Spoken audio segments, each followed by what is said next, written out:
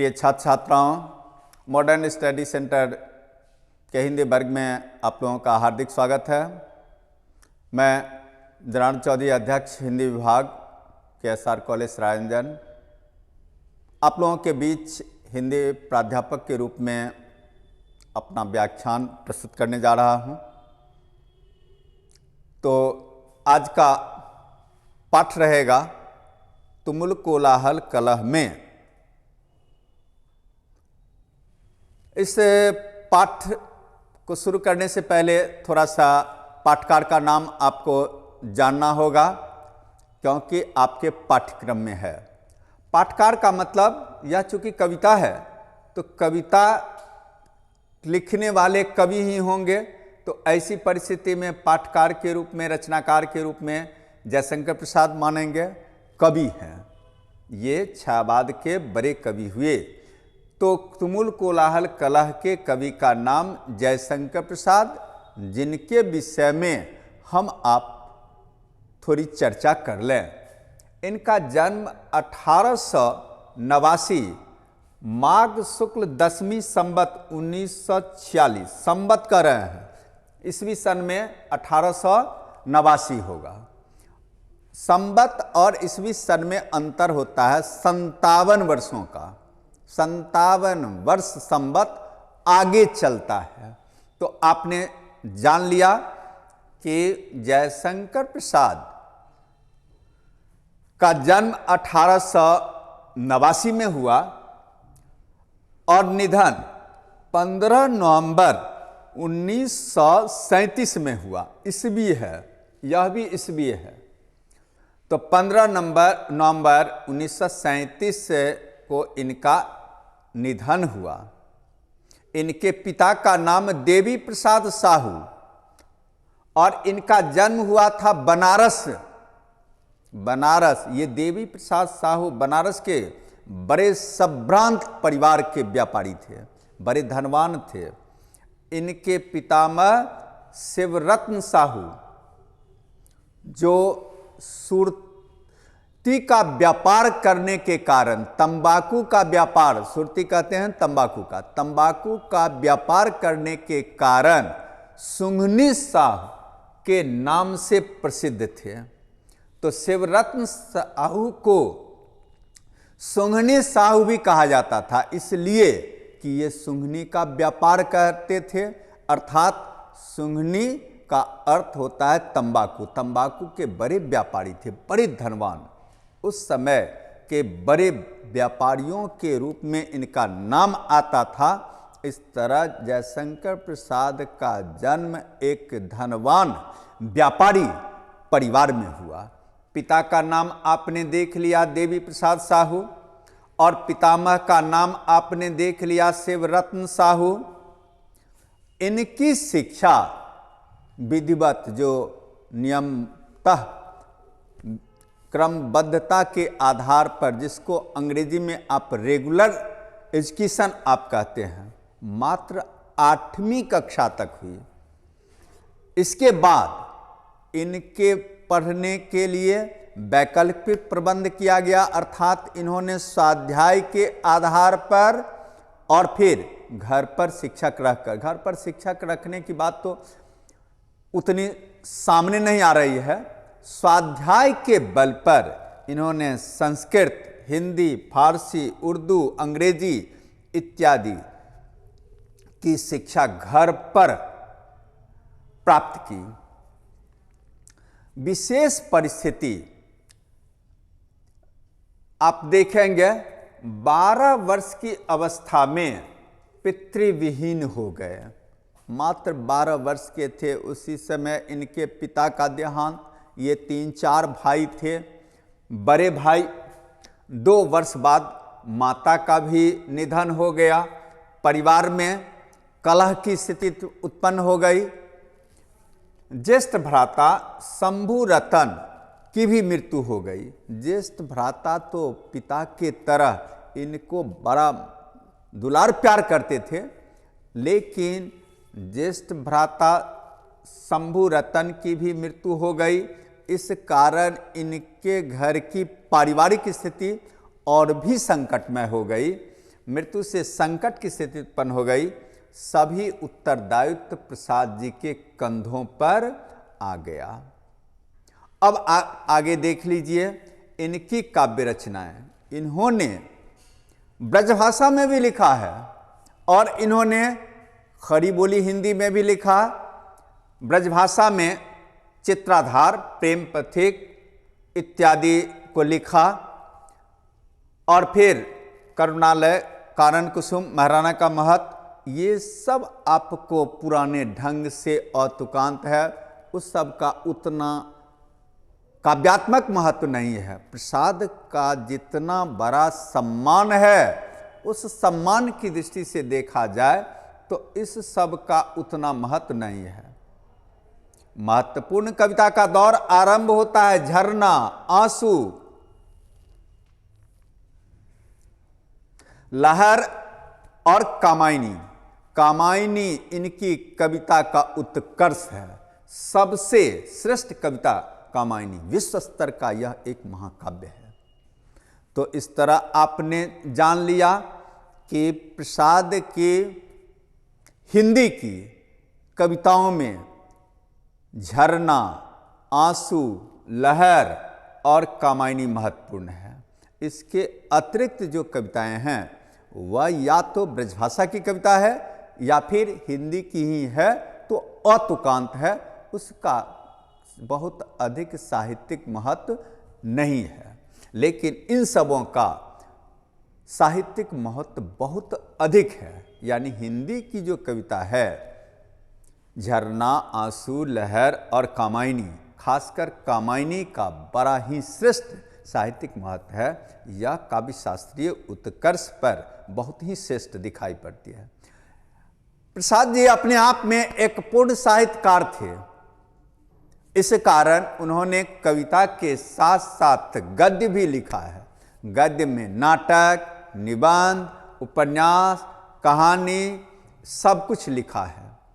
आप देख रहे हैं नाटक में लगभग 10 नाटकों को इन्होंने लिखा, जिसमें कल्याणी, परिणय, प्रायश्चित, राजश्री, विशाख, कामना, जन्मेजय का नागयज्ञ, स्कंदगुप्त, एक घूंट, चंद्रगुप्त, ध्रुवस्वामिनी इत्यादि नाटक है। इसमें खासकर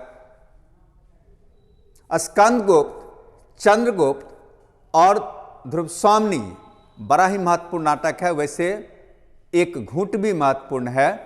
ये चारों नाटकों का महत्व नाट्य शास्त्र की दृष्टि से बहुत अधिक माना गया है। इनकी कहानियों का संकलन छाया, प्रतिध्वनि, इंद्रजाल, ग्राम और आंधी है। उपन्यास कंकाल और तितली है, इरावती भी है, लेकिन इरावती अधूरा उपन्यास है। अब हम पाठ शुरू कर रहे हैं। पाठ का नाम तुमुल कोलाहल कलह में। इस कविता का सारांश क्या है, इसको शुरू कर रहे हैं। थोड़ा सा अतिरिक्त में जान लीजिए कि यह कविता प्रसाद जी की अत्यंत महत्वपूर्ण कृति, प्रसाद जी की अत्यंत महत्वपूर्ण कृति कामायनी से उद्धृत है, जिस कामायनी में मनु और श्रद्धा के मनोभाव का तो चित्रण किया ही गया है, इरा का भी चित्रण किया गया है। वहाँ पर जो कहानी है वह बिल्कुल ही प्रतीकात्मक कहानी है, मिथकीय कहानी के रूप में भी है, प्रतीकात्मक कहानी है। मानव मन का विश्लेषण किया गया है। यहाँ पर श्रद्धा के मनोभाव का चित्रण किया गया है। श्रद्धा नारी वर्ग का प्रतीक है, नारी वर्ग का प्रतीक है। भारतीय संस्कार संस्कृति में पलने वाली नारी की मर्यादा का प्रतीक है, उसका आदर्श है। वह श्रद्धा अपने आप का परिचय देती है जो इस कविता में है। प्रसाद के विषय में अतिरिक्त भी और आगे आप पढ़ेंगे। यहाँ पर जान लीजिए प्रसाद छायावाद काल के बड़े कवि हुए। तो प्रसाद छायावाद काल के सबसे बड़े कवि हुए और उस छायावाद की सबसे महत्वपूर्ण कविता कामायनी, और कामायनी का यह अंश सबसे महत्वपूर्ण है, तुमुल कोलाहल कलह। इसमें श्रद्धा अपना परिचय देती है। एक श्रेष्ठ नारी, भारतीय नारी के रूप में परिचय देती है कि पुरुष वर्ग कर्म करते करते आकुल व्याकुल हो जाता है। जीवन के बाह्य क्षेत्र में पुरुषों को अपना खून पसीना एक बहाना पड़ता है, बहुत संघर्ष करना पड़ता है। पुरुषों के संघर्ष में जीवन में नारी आह्लादिका शक्ति होती है, संचालिका शक्ति होती है, उसी को यहाँ पर दिखाया गया है। छायावाद के पुरोधा कवि प्रसाद छायावाद काल के कवि थे। पुरोधा कवि जयशंकर प्रसाद रचित तुमुल कोलाहल कलह में शीर्षक कविता कामायनी नामक महाकाव्य से उद्धृत है, जिसमें कवि ने श्रद्धा की चारित्रिक विशेषताओं या जीवन मूल्यों को स्पष्ट करने का प्रयास किया है। हृदय निश्रित ज्ञान का प्रतीक है श्रद्धा। अत्यंत विनम्र किंतु स्वाभिमान भरे स्वर में अपना परिचय देती है। श्रद्धा वास्तव में संपूर्ण नारी वर्ग का प्रतिनिधित्व करती है। कर्म कोलाहल में फंसे पुरुष के लिए नारी हृदय की बात अर्थात अत्यंत कोमल शीतल हवा की तरह होती है, अत्यंत मन की बात होती है। वह तो कई दिनों का जगा हुआ बेचैन पुरुष के लिए गहरी नींद के समान प्रिय होती है। चिर विषाद के अंधकार में डूबे पुरुष के लिए वह शीतल सुगंधित उषा की किरण के समान होती है। रेगिस्तान में भटकते प्यासे पुरुष के लिए नारी मरुद्यान के समान होती है। वह रसपूर्ण बरसात की तरह शीतल और सुखमयी बन जाती है। इस प्रकार कवि ने पुरुषों के जीवन में नारी के योगदान को स्पष्ट करने का प्रयास किया है कि पुरुष के जीवन में यदि नारी नहीं रहे तो पुरुष जलते आग की तरह हो जाएगा, चिर विषाद में डूब जाएगा। मरुद्यान के बिना रेगिस्तान में वह जलकर मर जाएगा। तो उसके भीतर संजीवनी शक्ति पैदा करने का काम नारी करती है, और यही तुमुल कोलाहल कलह में कविता का मूल है।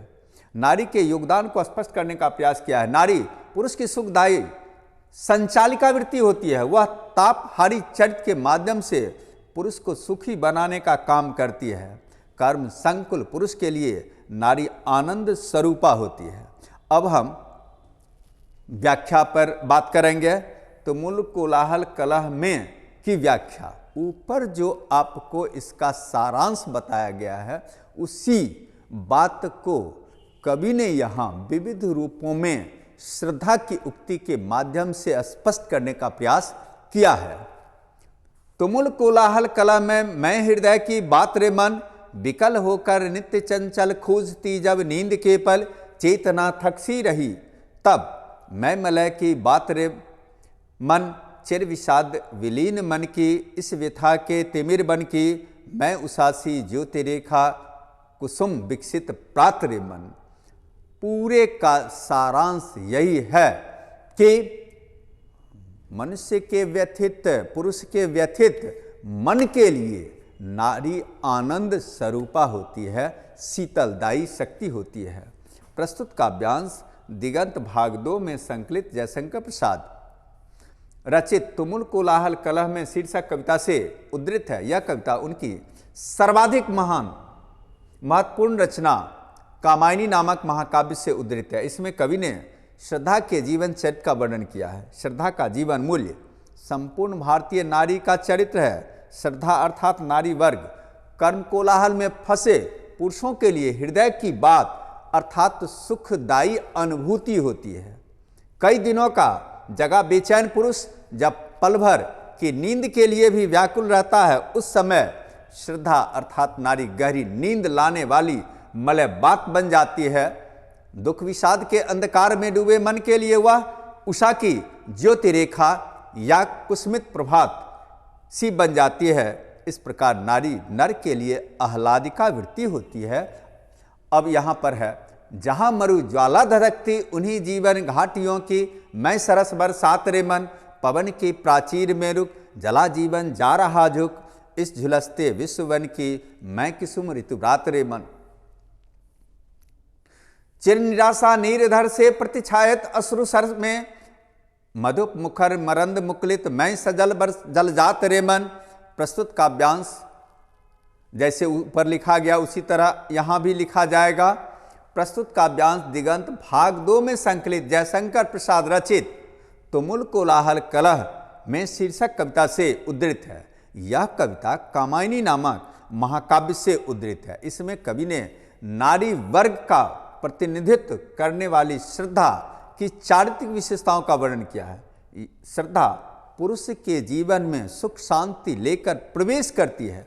जब पुरुष का मन रेगिस्तानी ज्वाला की तरह धधकता रहता है, पानी के एक बूंद के लिए वह व्याकुल रहता है, वैसी परिस्थिति में श्रद्धा सुंदर सरस बरसात बन जाती है, शीतल पानी का जल स्रोत बन जाती है।